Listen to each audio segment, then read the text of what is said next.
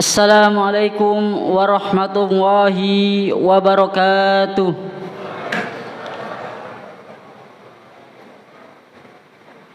Alhamdulillahi rabbil alamin. Wassalatu wassalamu ala asrafil anbiya'i wal mursalin wa ala alihi wa sahbihi ajmain, amma ba'd. Salawat serta salam tetap tercurahkan kepada junjungan kita Nabi Muhammad SAW yang telah mengubah dari jalan kegelapan dan jalan yang terang benderang, yaitu ad-dinul Islam, inad dina indallahi Islam. Alhamdulillah, kita masih diberi kesempatan, yaitu nikmat sehat dan nikmat sempat, sehingga kita bisa melaksanakan sholat tarawih berjamaah di Masjid At-Thaibah bersama-sama. Dan tak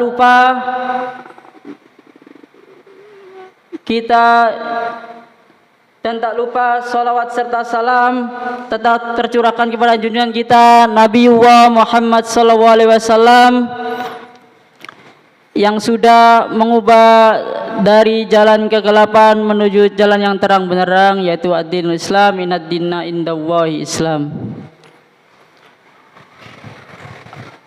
Jamaah salat tarawih, Bapak Ibu rahimakumullah. Alhamdulillah, kita tak terasa kita sudah di penghujung Ramadan. Tinggal beberapa hari lagi kita sudah meninggalkan Ramadan. Dan sangat luar biasa, para bapak dan ibu ini sudah konsisten melaksanakan sholat tarawih berjamaah di masjid ini. Meskipun kalau dibilang ini adalah yang tampil hanyalah pemain inti, yang lainnya masih sibuk belanja keluar, ya. Yaitu nikmat sangat luar biasa, termasuk ma'rifatun nikmah, di mana nikmat yang Allah berikan kepada kita, kita bisa memuliakan dan menyempatkan kita bertakwa kepada Allah Subhanahu wa taala.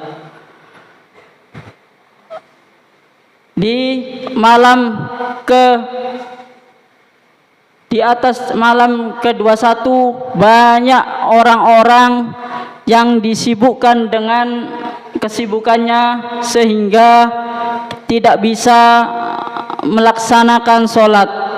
Padahal di malam 10 terakhir itu, di mana wa akhiruhu itkun minan nar, di mana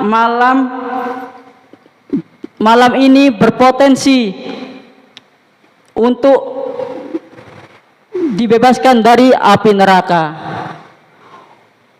Jamaah salat tarawih rahimakumullah. Bahkan Ramadan tak terasa hampir sudah meninggalkan kita. Apakah perasaan kita itu senang atau sedih? Pripun Bapak Ibu, senang apa sedih? Sedih, ya. Terkadang orang-orang ini, Pak Bu, ini keliru antara apabila Ramadan datang itu malah sedih. Ketika Ramadan meninggalkan kita malah senang. Nah, kebanyakan orang-orang itu seperti itu. Padahal banyak barokah di bulan Ramadan.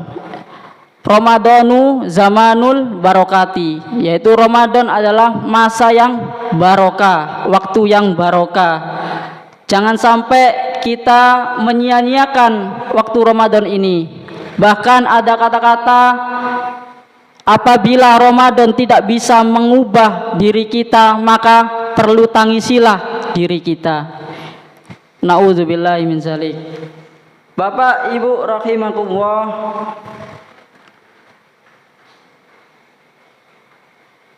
kita sebagai umat muslim jangan sampai kita meninggalkan malam Lailatul Qadar terutamanya.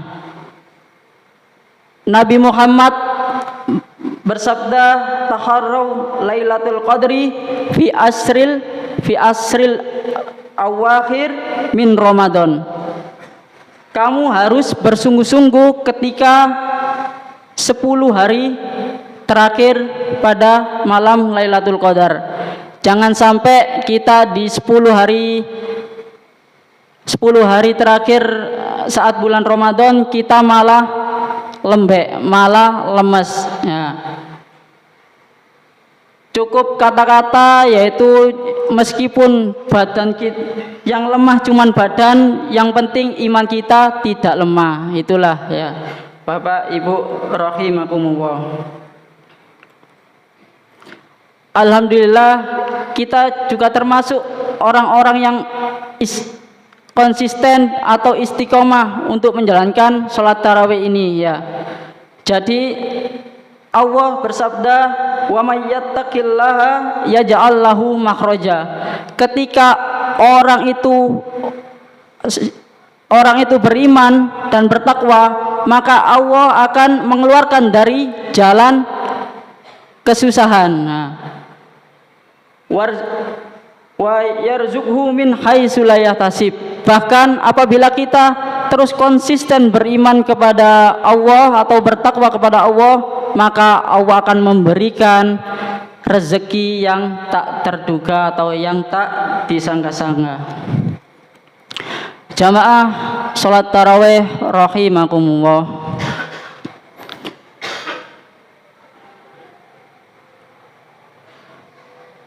Ada suatu hadis, mungkin hadis ini sering kita dengarkan saat ceramah-ceramah, bahkan di masjid-masjid lain. Hadis ini berbunyi, kam min shaimin laisa lahu min siyamihi illal ju' wal atas. Betapa banyak orang yang berpuasa namun orang itu tidak mendapatkan apa-apa dari puasanya, melainkan lapar dan minum. Perlu saya sampaikan Bapak Ibu, kadang kita perlu muhasabah di saat bulan puasa ini. Yang susah dijaga itu adalah apa Bapak Ibu? Ketika hawa nafsu kita bisa menjaga, lapar dan minum kemungkinan bisa dijaga. Yang tidak bisa dijaga adalah satu, yaitu lisan. Bapak Ibu jamaah salat tarawih rahimakumullah. Lisan, ketika lisan ini tidak bisa dijaga, Masya Allah, lisan ini tidak hanya bisa menyakiti, tapi lisan ini juga bisa membunuh. Jamaah salat tarawih rahimakumullah.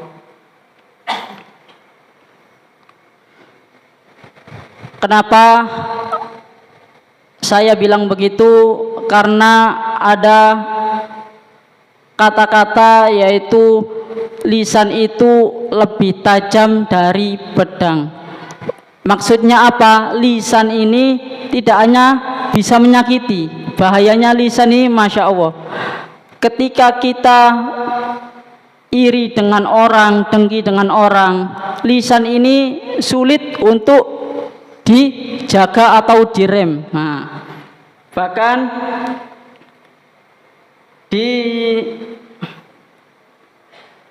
di kitab, salah satu kitab yaitu walaisa yamutul mar'imin asrotil rijal, matine wong enom iki sebabe kepleset lisane. Ya. Bapak Ibu jamaah salat tarawih rahimakumullah. Maksud dari isi kitab ini tadi, betapa apabila kita yang terpleset yang asroh kakinya, yang terpleset itu kakinya, mungkin paling mentok itu hanya patah tulang, tapi tidak sampai mati. Namun apabila mulut itu terpleset, bahaya ini. Mulut ini terpleset, hatam panjenengan, dihisap sampai mati. Ya. Nah, itulah bahayanya di situ, Bu. Apalagi di bulan puasa ini banyak orang-orang yang tidak bisa menjaga lisannya. Meskipun bergurau atau kumpul-kumpul, itu biasanya kita mengandung pembicaraan iri, dengki, ya. Ono tonggone tuku gelas was-was, ya. Ono tonggone tuku kulkas apa was-was sisan, ya. Ono tonggone tuku lemari iri, ya. Ono tonggone tuku kalung bingung, ya. Ono tonggone tuku ceret mencret jenengan, ya. Jangan sampai kita itu tadi, lisan itu tidak hanya bisa menyakiti tapi membunuh. Nah, itu ya. Pentingnya kita menjaga lisan di bulan Ramadan. Bapak Ibu jamaah salat tarawih rahimakumullah. Banyak keistimewaan di bulan Ramadan ini. Yang pertama yaitu ada dua kebahagiaan, ya, kebahagiaan di bulan Ramadan ini. Yang pertama yaitu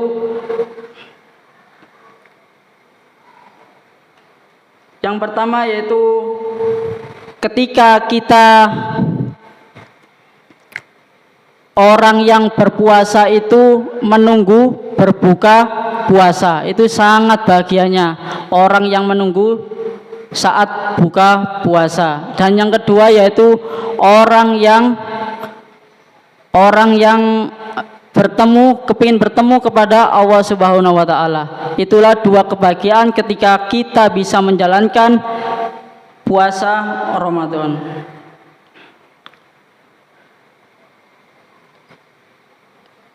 Bapak Ibu rahimakumullah.